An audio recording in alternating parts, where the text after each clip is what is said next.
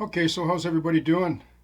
So I just want to take this episode just to maybe share a little bit about what makes me tick, like as a model, well, I guess in this case, a model railroader. For those of you that probably, they maybe wonder a little bit about my history or past, and I can't tell everything because there's just not enough time. But I just want to take, a few minutes here anyway to just share a little bit how I got to where I'm at today. And um, so, growing up as a kid, I built model kits just like anybody else did, on the kitchen table, right? In the 60s and 70s. And I always had a bit of an artistic or creative side to me, even though I had to do the regular kind of labor jobs. And, I had my grade 12 education. And then after I left, high school, I went out into the work world. I learned carpentry. I did a bit of logging, forestry work, was really good around cars. I learned that around my dad, being a handyman, and just sort of became a self-taught jack of all trades, master of none growing up because it was just the situation that I was in. And even though I had tried many different careers, I was always sort of defaulting back to like the creative side of myself. And of course, I was aware of the film industry, and I had every book there was on it. And I thought, one day I would love to work in the film industry and be a model maker.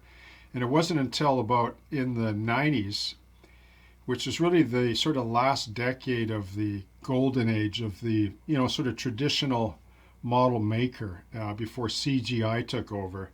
I was in the aviation industry. I had sort of moved from construction and just odd jobs here and there, bouncing around to make ends meet. And I decided that after when I was working, actually it was just after the aviation industry where I was working temporarily at a tool place.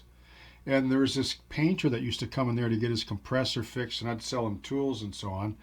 And he told me he worked in the film industry, and that really perked my interest. And I had asked him, how do I get into the industry? And he said, we got to go down to the union hall. So I tried that. And of course, the first call I got was, sweeping glass on a sound stage floor and moving flats around. I mean, when you go into an industry like that, as much as you think right, you got to start at the bottom. That's all there is to it. And you got to earn your respect. And so I got, a few breaks here and there. I actually jumped onto the construction crew because I had a fair bit of experience in carpentry and I knew how to weld a little bit, and it was just learned to solve problems. Like that was one of the first pieces of advice the coordinator had given me. He said, "Look, if he said you can have a lot of skills, but he said if you want to do this kind of a gig, he said you got to learn to be a problem solver. So he said if you can practice and remember one thing, practice this each day. There are no problems, only solutions." And so, I would say that to myself each morning as I went to work. And then, it sort of transmitted into just this positive attitude into solving problems. Because, I mean, there's a really good web page, or sorry, not a web page, a YouTube channel called Pierce Film Productions. Pierce Film Productions. And it has a lot of interesting testimonies and stories of model makers right from Star Wars up until, the early 2000s, I guess, and they're really fascinating, and I can resonate with all of them. I know where they're coming from. So, and they tell some really interesting stories and problems that they faced, and just the whole nature of model making, right? And so, I'd always loved the art of the diorama as well. So I was probably more of I was maybe a bit of both, a model maker and an artist, but I really loved the arts more, and I had an opportunity to go into the art department in the film industry, but I rejected it because I liked the shop. I liked being around the guys and the girls too that worked there. There was a lot of brilliant women artists that I met. They're just incredibly talented people, and actually some of the best sculptors we had here in Canada were women. But anyway, I chose not to take that path in the art department because I like the hands-on tactile approach and I like to build models. But that kind of ran its course when CGI came in.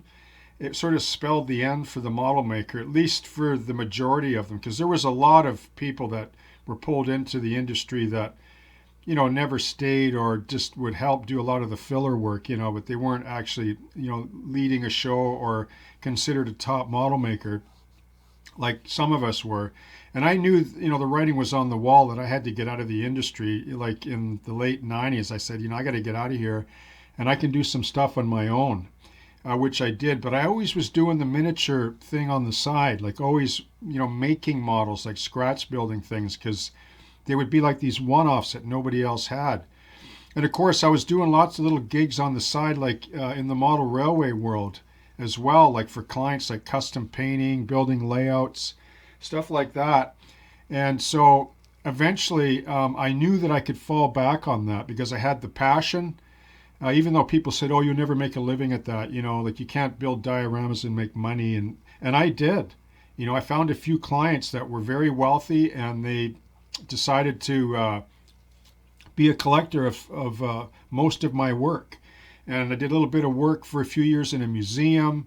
I also taught at a university in theater. So a lot of things sprung out of my career in film, which was a good thing. But I always loved the miniature part of it. Like I always felt that, to build large scale models seemed easy to me. Like it was just an exercise like any other vocation.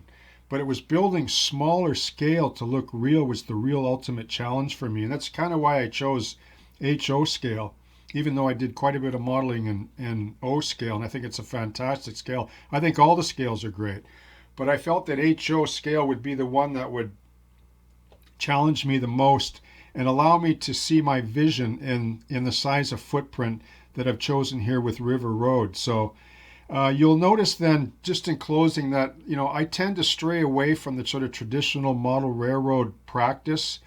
I do believe that the prototype is important, but I was talking to my wife about that of all things, and you know what she told me? She said, just use the prototype as a jumping off point.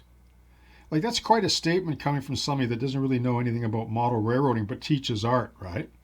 And so you're going to see that throughout this build. Like it's really in the early stages right now, but you're going to see some of that. You're going to see me deviate from the path. You're going to see me things that people won't agree with.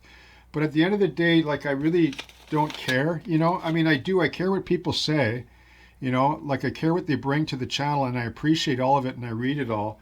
But, at the end of the day, I guess I could quote Dennis Muren, who was, a DP, director of photography and visual effects in Star Wars back in the day. And he said it, like he summed it up. He said, an artist feels the work, they don't analyze it. And that's kind of the way I am. Like I really feel like the railroad. I feel the subject I'm modeling. I feel the work. And so that really directs me. So I'm going to stray from that kind of path, that whatever people want to call it, this sort of stringent, prototypical rivet counting path, because that's hard to define too, right?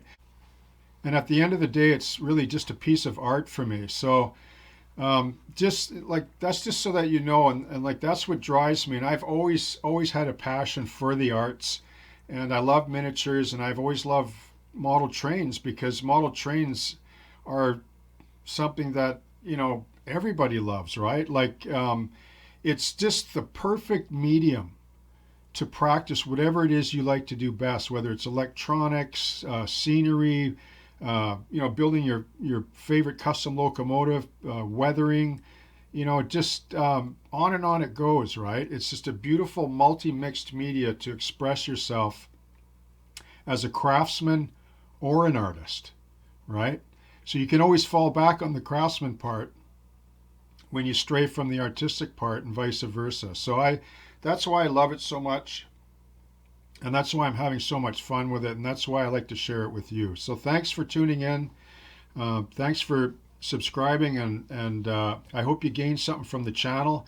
And stay tuned in because there's a lot of exciting stuff coming up down the road of River Road. Okay? Cheers.